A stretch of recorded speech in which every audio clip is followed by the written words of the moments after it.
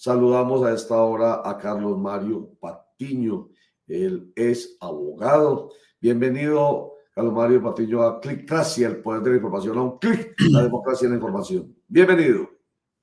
Roger, ¿cómo estás? Buenos días. Muchas gracias una vez más por la invitación a tu programa. Bueno, yo voy a empezar preguntándole a usted como abogado penalista, que usted es abogado penalista, ¿cierto? Yo soy abogado administrativista y en sancionatorio, fundamentalmente. Administrativista, o sea, bueno, no importa. Es que yo, a propósito del comentario, usted ya alcanzó a llegar cuando le presentamos a Over Dorado y a nuestro internauta el comentario que hace Sebastián López sobre y escuché la respuesta de Over. Lo que pasa es que Over no conoce al concejal, ¿cierto? Porque el concejal sí está joven, pero es el sobrino de Valencia Cosio, ¿cierto? Entonces, él sí hace parte de ese conglomerado histórico que ha gobernado el país, así esté muy joven. De hecho, te cuento, Roger, que ayer estuve reunido con la profesora y con las estudiantes y con las integrantes del Consejo Distrital de Juventud para adelantar acciones en contra de este concejal, porque mire, a una profesora se hizo popular un video de una profesora que dijo que la democracia estaba en riesgo y tal, y a la profesora, el presidente del consejo la sacó del recinto del consejo municipal, del consejo distrital. Y este señor además dice una cosa que no es cierta, ¿cierto? Además de que de Farcode, y es que él tiene el derecho, por ser concejal de la ciudad, por haberse sacado una votación muy importante, porque es probablemente uno de los concejales de la ciudad más votados de la historia, a decir lo que quiera, y realmente no. Realmente no hay inviolabilidad de las opiniones de los concejales, hay inviolabilidad de las opiniones de los congresistas. La Corte Constitucional lo ha dicho suficientemente, y este señor lo que promueve es el odio, promueve la violencia y promueve una cosa que yo he, digamos, llamado esta semana, hacía una columna en ese sentido, y es que hay lo que se llama el síndrome de Manuelito, y es que ellos creyeron que su victoria temporal es una victoria absoluta, y entonces por esa vía pueden violentar a todo el mundo. Es decir, probablemente, mire, ¿qué tan mal está el Consejo de Medellín? Que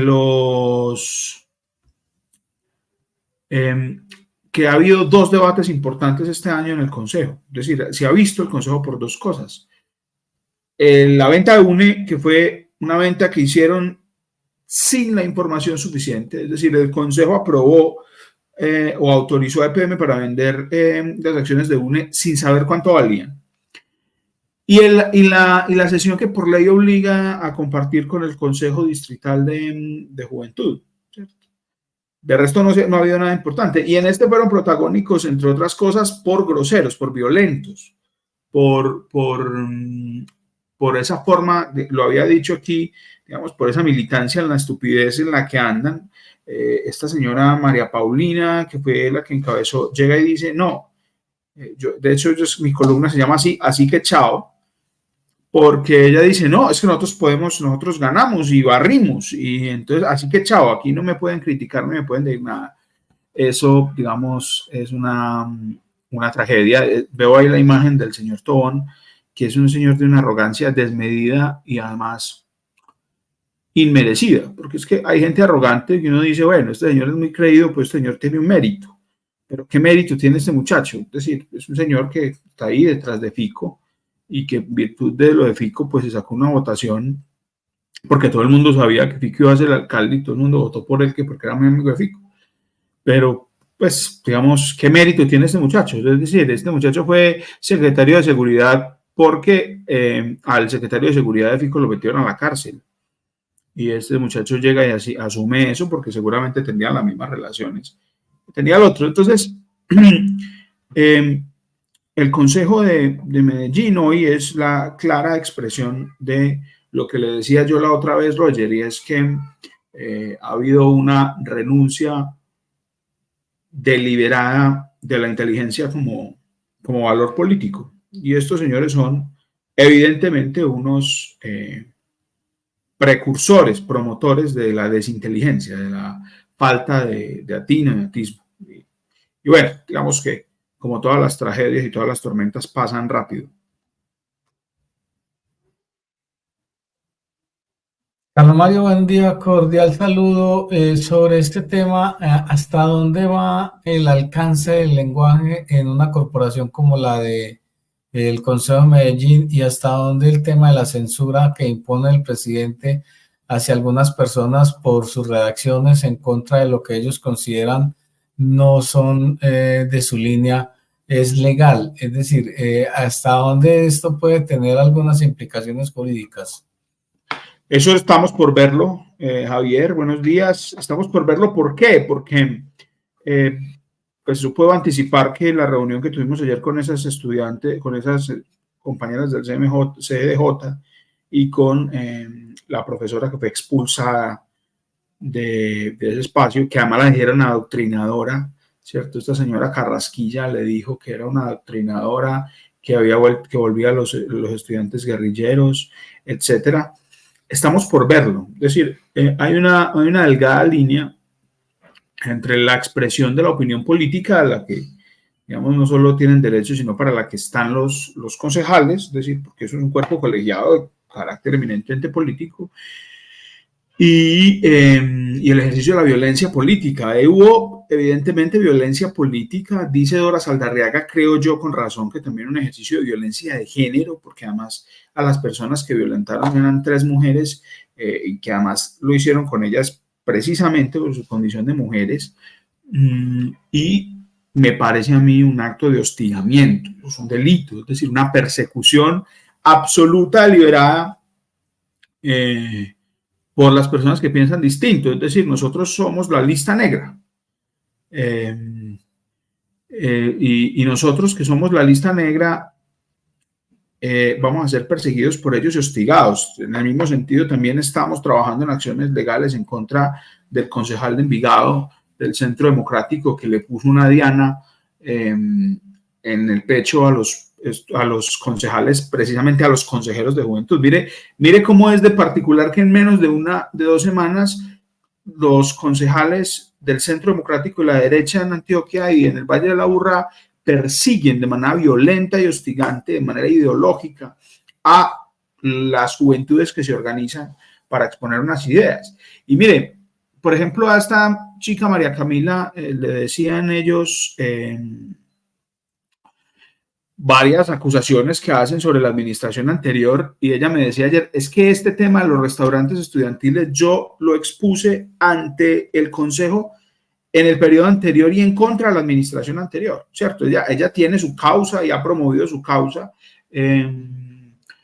y la promovió incluso en oposición a la administración anterior. No se puede decir que esta consejera de juventud sea, como ellos dicen, quinterista, es decir, no está en la lista negra del fascismo, del falangismo antioqueño. Y mire esa forma en la que se comportan muy por debajo de su dignidad. Es decir, los concejales de Medellín, por esa lógica del espectáculo, de la guacherna, de la violencia política, de la violencia de género, de la chabacanería, de la estupidez militante, están absolutamente por debajo de su dignidad. Es que se espera que un concejal, se espera que un representante popular de la ciudad represente y diga, pueda decir las cosas con absoluta dignidad. Entonces, mire que a mí me llama mucho la atención que sea precisamente las juventudes organizadas, los MJ, los CDJs, los que les den un ejemplo, y lo decíamos conversando con las muchachas, ustedes les dieron un ejemplo de corrección política, porque expusieron cosas difíciles, dijeron cosas complicadas, hicieron denuncias de corrupción, pero no violentaron a nadie, no se metieron con nadie a domine. ¿Cierto? Nunca, en los argumentos de ese consejo son ad hominem. Entonces, que entonces este es de tal parte, este es de tal otro, pero nunca se habla de los argumentos. Lo que hizo el alcalde en el mismo consejo con Juan Carlos Upegui y con José Aquí Noticias es un acto de estigmatización y de señalamiento terrible, ¿cierto? Cuando le dicen, no, es que los bandidos están aquí, ¿cierto? Eso esa arrogancia, esa vanidad, esa violencia política no puede ser tolerada. Y no puede ser tolerada en un espacio que está hecho para la discusión política. Es que mire, los teóricos de la política, entre esos Bernard Crick, que es un teórico inglés que a mí me gusta mucho, dice que la política es la posibilidad de que nosotros podamos vivir en una sociedad pacífica. ¿Por qué? Porque la política tiene estos espacios de discusión en los que se pueden poner las discusiones sociales sin necesidad de que nos matemos. Y estos señores están llevando la estupidez a ese espacio al punto de polarizar la sociedad para que esto devenga en un acto de violencia. Es absolutamente terrible. Es decir, no solo la unanimidad del Consejo, que eso es un resultado electoral, sino la absoluta falta de decoro. O sea, la absoluta falta de altura política y de discusión, que digamos es lo que representa esta generación del uribismo. Entonces, digamos ahí, el compañero Over, que entre otras cosas, usted le preguntó por FECODI, él ha sido un educador, él es sindicalista del sector de educación. El compañero Over de pronto ve muy joven al señor Sebastián López, pero seguramente no sabe que ese señor Sebastián López es sobrino de Valencia Cosio, sobrino de gente que terminó condenada por recibir cuatrimotos de don Berna. De eso, digamos, si no se acuerdan, ¿cierto? Bueno, se nos desvió la intención de nuestra conversación con usted por ese tema, pero muy importante, porque lo hemos tratado durante toda la semana con algunas personas. Incluso llegamos ayer, creo que ayer o antier, en conversación con la exconcejal Dora Cecilia Saldarriaga, a pensar en que la personería y el Consejo Nacional Electoral, decía ella, podían tomar cartas en el asunto.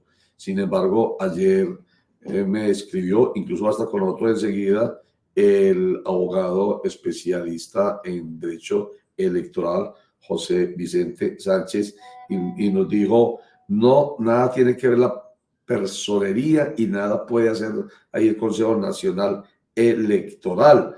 Lo pueden hacer, quiere entonces. ¿Será que nadie? A ver, ¿qué fue lo que me dijo él? De pronto hasta entra en sintonía ya mismo con nosotros. Les habla de no es competente el Consejo Nacional Electoral. Bueno, la verdad para eso también lo invitamos ahorita, no lo tengo muy claro. En fin, comentario final, Carlos Mario Patiño, respecto del tema central pues, que tenemos hoy es, ¿usted está de acuerdo o no? ¿Cree que como abogado administrativista tiene la potestad, tiene la competencia el Consejo Nacional Electoral de tomar la decisión de investigar al presidente Gustavo Petro? No, definitivamente no. Digamos, es como te decía, un prevaricato. Porque el Consejo Nacional Electoral tiene competencia para investigar, ojo, la campaña presidencial. Y la campaña presidencial por topes en los términos de la ley 966, 30 días después de que se acaban las elecciones. Entonces, miren, en derecho la competencia o el fuero de competencia tiene varios elementos. Uno que tiene que ver concretamente con los sujetos, es decir, el presidente de la República no es un sujeto de investigación del Consejo Nacional Electoral, ni lo es Gustavo Petro, ni lo fue Iván Duque, ni lo fue Santos. En ninguno de los tres escenarios tenía competencia y en ninguno de los tres escenarios debió haberlo hecho. Pero este es más grave porque estos son hechos sobrevinientes que no están claros, que son sinuosos, que muy difícilmente se logran probar, y lo que está haciendo el Consejo Nacional Electoral es prevaricar, es decir, son funcionarios que actúan deliberada y conscientemente en contra de la ley. Y lo hacen, digamos, y dicen, no, muy dramático el presidente que está diciendo que le hacen un golpe de Estado. Y realmente lo que está diciendo el presidente es que empezó el golpe de Estado. Porque el Consejo Nacional Electoral es una autoridad administrativa que, digamos, en el caso en el que le pueda interponer una multa o presentar algún tipo de sanción, pues estará el Consejo de Estado para discutir el tema. Digamos que no es una autoridad electoral definitiva como en otros países. El problema realmente no es ese. El problema realmente es que esta gente realiza esa imputación de cargos por fuera de la ley y en contra del presidente con el propósito de afectar la legitimidad del triunfo popular del presidente. Es decir, lo único que tiene el presidente hoy digamos, en términos de legitimidad para garantizar su ejercicio político es que se ganó las elecciones. Entonces salen estos señores a decir que se ganó esas elecciones porque le metió más plata que los otros, asunto que no han podido probar y que es absolutamente falso, y que mina la legitimidad del gobierno nacional y que permite, que entiendo yo es lo que está preconizando el señor presidente, permite que otras fuerzas oscuras que persisten en Colombia se organicen para adelantar acciones militares, acciones violentas en contra de la soberanía popular, ¿cierto? Porque es que primero es el homicidio moral y después el homicidio físico. Lo estamos acostumbrados nosotros en los barrios de Medellín y en las universidades y ahora en el Consejo de Medellín. Es decir, aquí primero le dicen a uno guerrillero, luego le dicen corrupto, primero lo meten en una lista negra y después lo matan.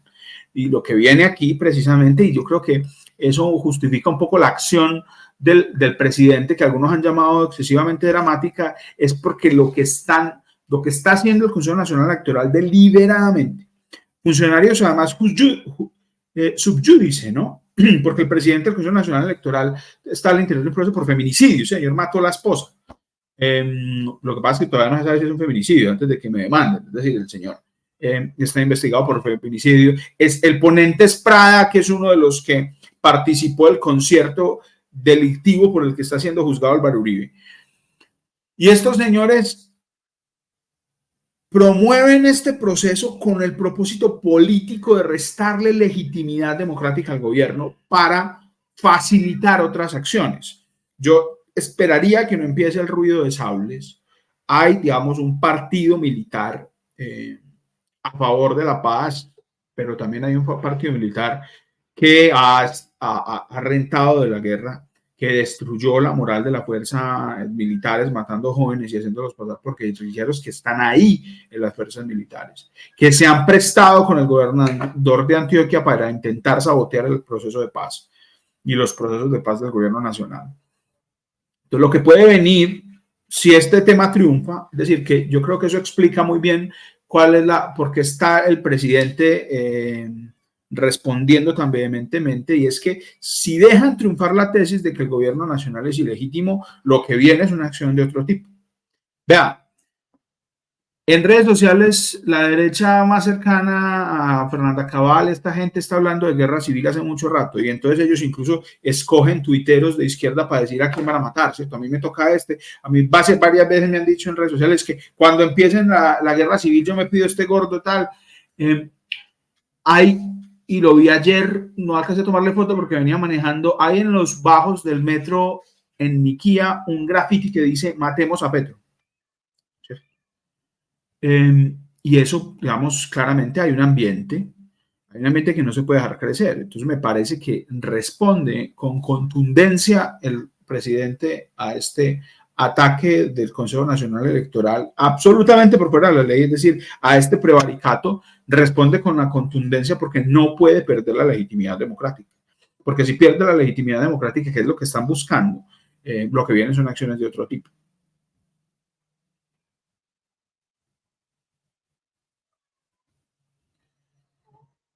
Carlos Mario Patiño, y si hay un presunto prevaricato, entonces el Estado de Derecho, ¿por qué no actúa? ¿O quién puede poner en funcionamiento el aparato judicial para que actúe? Pues mira, lo que pasa es que la confianza que tenemos en el aparato judicial es muy limitada, pero ya estamos trabajando con unos amigos en presentar la denuncia por prevaricato.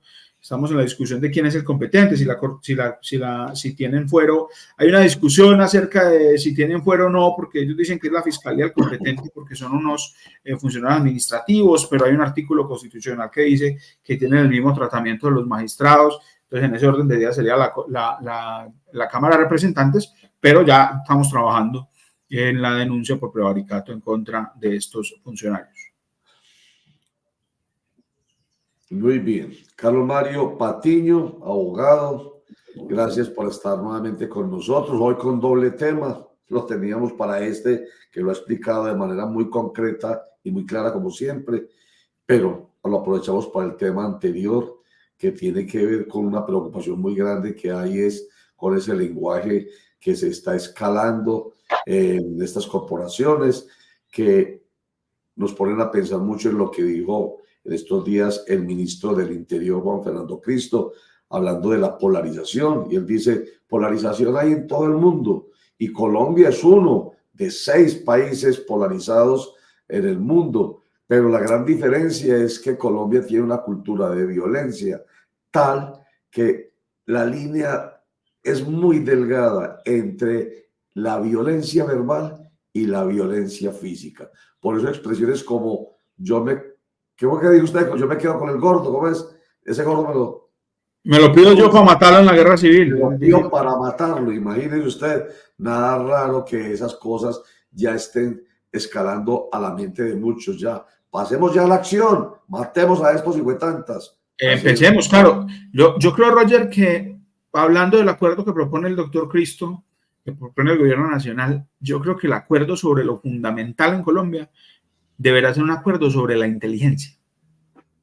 Es decir, pongámonos de acuerdo. Es que, mire, yo recuerdo hace no mucho los representantes de todos los sectores políticos, derecha, izquierda, liberalismo, conservatismo, tenían intervenciones de orden intelectual en el Congreso de la República, en los medios de comunicación.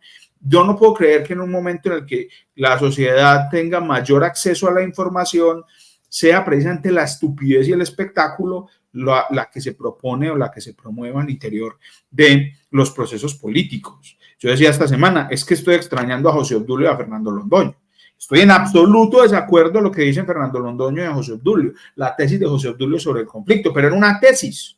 Discutíamos en Colombia acerca de si el conflicto armado era un conflicto armado o una amenaza terrorista, era una tesis, ¿cierto? Había una discusión, había un respeto por el tono. Y eso se está perdiendo absolutamente porque el espectáculo se ha puesto por encima de los argumentos, y entonces tenemos chavacanes como el alcalde de Medellín, como su presidente del consejo, como su próximo presidente del consejo, que es este señor López, diciendo estupideces impunemente.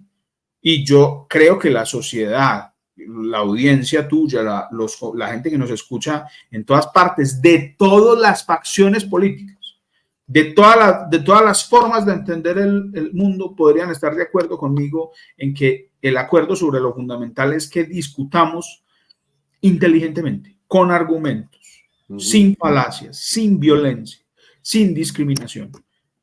Yo creo que eso es posible, ¿cierto? Para sostener cualquier tipo de idea. Es que yo no busco una censura, digamos, a las ideas. Digo que este lenguaje malsonante, violento, discriminador, se convierte muy fácilmente en violencia física, como dices. Y lo que puede pasar mañana es que a uno, digamos, esté esperando el bus o en el metro, y entonces el que dijo en Twitter, ahí está ese gordotín, me empuje al metro porque, digamos, hay que resolverlo. Creo que eso es un problema que debemos enfrentar como sociedad. Terrible, terrible. Carlos Mario Patiño, mil gracias por estar con nosotros nuevamente. Oye, muchas gracias. Mucha suerte. Carlos Mario Patiño, abogado, que recuerdo de él una anterior entrevista en la que dijo que los políticos renuncian deliberada, sistemática y estratégicamente a la inteligencia como valor al interior de la discusión política. ¿Con cuál intención? Con la intención de obtener réditos políticos, que es lo que tanto hemos nosotros planteado como una necesidad en la política. Y me gustó mucho el término o la expresión, Javier, del comentario que hace sobre un autor. Hay que retomarlo de la entrevista o preguntarle por fuera quién es el autor inglés que habla sobre la política para la paz, que es lo que uno entiende. La política es para la deliberación, para la discusión con argumentos y evitar las armas, ¿cierto? Evitar la confrontación mediante las armas y la violencia, la confrontación con las palabras, pero no palabras ya elevadas al nivel de la cercanía a la violencia física, Javier. Thomas Hobbes se llama. ¿Cómo se llama? Thomas Hobbes. Thomas Hobbes. Sí, se escribe H-O-W-E-S. Hobbes. Politólogo, matemático, filósofo, economista, político, historiador, traductor, escritor, tutor a domicilio y filósofo de derecho, don Roger. Ahí se habla de la política para la paz. Lo voy a buscar porque es el discurso que nosotros estamos manejando en el sentido de llamar la atención sobre un lenguaje mucho más conciliador, respetuoso, decente, menos ominoso. Hace mucho tiempo venimos con la campaña y cada vez, alguna vez, Javier, imagínese, yo este cuentecito, yo no sé si usted me conoce a mí de vieja data respecto del discurso, pero desde hace mucho tiempo vengo hablando de necesitamos una política más racional, más argumentativa, más decente, más responsable, más de respeto, versus otros colegas que han dicho y han incluso estimulado la política, incluso la electoral, o especialmente la electoral, en el sentido, Javier, de nada, hay que llegar a las emociones, garantice que las emociones realmente vibren, entonces diga lo que se le ocurra, dígalo, pero ganemos estas elecciones. Y eso lamentablemente ha escalado al nivel de que incluso después de haber ganado las elecciones persisten esos discursos emotivos que no van acá, sino que van ni acá ni al corazón, Javier, sino que van a las vísceras. Entonces eso se vuelve una cosa muy pasional y letal, puede terminar siendo letal. Don Roger, pero yo sí quisiera que usted me diera su opinión sobre esta intervención de Sebastián López, ese odio que se le siente al hablar de un gremio que puede que nosotros no estemos, digo nosotros en términos generales, pues, en términos genéricos y alguna situación, que no estemos de acuerdo con un sindicato ni con la forma de actuar de un sindicato, pero llamarlo de esa manera a una asociación que ha sido víctima de la estigmatización, que muchos profesores han sido asesinados simplemente porque han sido señalados de manera injusta y que él, con sus palabras de la patente de corso para que sobre este sindicato puedan actuar de cualquier manera y ser desconocidos y ser estigmatizados y expulsados, pues me parece muy lamentable y lo más lamentable es que no tiene ninguna cargo de conciencia sobre lo que dice, es decir, lo dice con tal saña que para él justificaría cualquier cosa sobre un sindicalista de estos. Parece totalmente lamentable y hace parte de ese lenguaje que, como lo dijo Carlos Mario y como vuelvo y lo repito, lo dijo Hannah Arendt, primero se mata con la palabra y después con las acciones.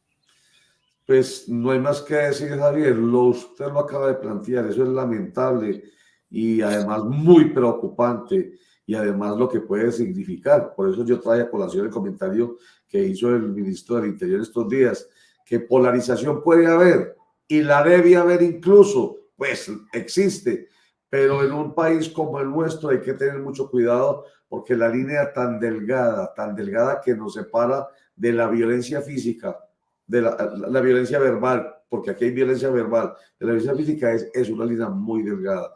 Puede llevar a no solamente se está estigmatizando a un sector, a unos profesores, los están señalando, le están poniendo la lápida en la espalda, pero es una violencia generalizada que habla muy mal de nuestros políticos, que recurriendo nuevamente a Thomas Hobbes, que no lo conozco, apenas pues hoy hay referencia de él, pero hay que conocerlo más a fondo, habla de precisamente la política como una garantía de paz y no de violencia y de muerte, lamentablemente.